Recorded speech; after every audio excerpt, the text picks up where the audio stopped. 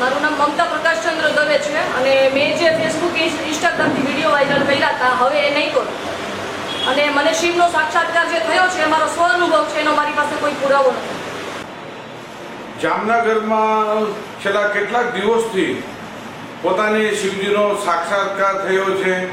હવે પછી પોતે વડાપ્રધાન થશે, ગુજરાતની સરકાર હારી જશે અને માઇક્રો પ્લાનિંગથી ઇન્ડિયા છે સુપર પાવર થઈ જશે અને ગુજરાતના પ્રાણ પ્રશ્નો છે એ 24 કલાકમાં નિરાકરણ લાવીશનો દાવો કરનાર મમતા નિરેન્દ્રનાબેન પ્રકાશભાઈ દવેનો ભારત જન વિજ્ઞાન જાથાની ટીમે જામનગર બી ડિવિઝન પોલીસ સ્ટેશનની મદદથી પર્દાફાશ કર્યો છે.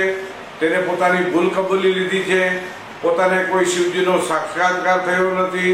પોતે બ્રહ્મમાં આવી અને પોતે એક પ્રકારની માનસિક તણાવની અંદર આ કૃત્ય આચરેલું છે તેવી કબૂલાત આપી છે.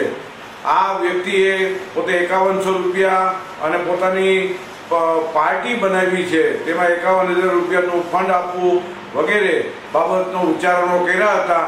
તે તમામ પોતાની ભૂલ કબૂલી લીધી છે.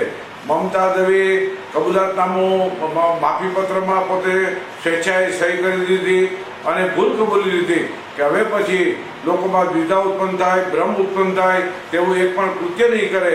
અને જે ઇન્સ્ટાગ્રામ અને એફબી ઉપર વાયરલ કર્યો છે તે રદબાતલ કરી અને તે પ્રકારની ઉચ્ચારણો એક પણ સત્ય નથી તેવી પણ કબૂલાત આપતા વિજ્ઞાન જાથાએ તેના ધતિંગનો અને કહેવાતા સાક્ષાત્કારનો પાંડાફોડ કર્યો.